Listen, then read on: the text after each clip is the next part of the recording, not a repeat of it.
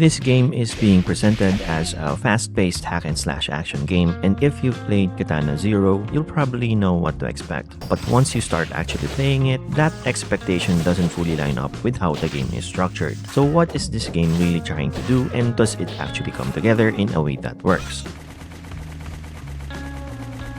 This game is Cat's Trigger. The story follows a salaryman whose life is turned upside down after his family dies in a fire caused by a group of criminals, and that becomes the driving force behind everything that happens next. At night, he takes on a different identity and starts tracking down the people responsible, working his way up one target at a time. On paper, it sounds like a straightforward revenge setup, but the game doesn't just stay there. Among criminals, he's known as the Human Butcher, and that reputation carries into how he's portrayed, especially in the cutscenes. There's more going on in how the game handles the characters and the downtime between missions, and that's something we'll get into later. The mission revolves around clearing out groups of enemies, but the game gives you a lot of freedom in how you approach each encounter. You can cut through enemies with your blade, use firearms, or mix both depending on the situation, with different ammo types changing how fights play out. Movement is also a big part of the game. The grappling wire lets you move quickly, reposition, or pull enemies toward you, which opens up different ways to handle encounters. You can choose to clear everything out or take a slower route, avoid detection, and move through areas without needing to eliminate every enemy.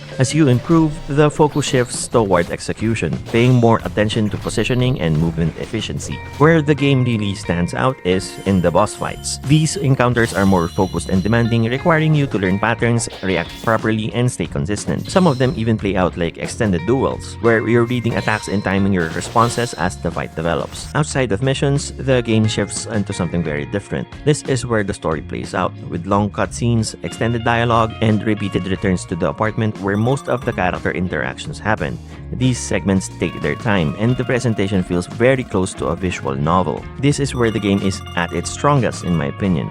The story itself is built on a straightforward revenge setup, but what carries it is the way the game handles its characters. The interactions feel very grounded, and these quieter moments give you something to look forward to between missions. The writing stands out here. The game holds back on explaining things, especially with the girl, which creates a steady sense of curiosity. The dynamic with the girl plays a bigger role in that. She's not fully explained, and the game doesn't rush to define her role. The main character also shifts depending on where he is. As the Black Otter, he's direct and focused. Outside of that, he falls back into a more ordinary routine. Even the original Japanese name of the game, Juden Ki Kashite, which translates to "Can I borrow your charger?", lines up more with these quieter everyday moments than the action itself. A large part of the experience plays out more like a drama than a straight action game. Visually, the game has a noticeable split. During missions, the pixel art is clean but fairly simple. In the cutscenes and apartment scenes, there's more attention to lighting and composition. Interior lighting, city backdrops, and character framing stand out more in those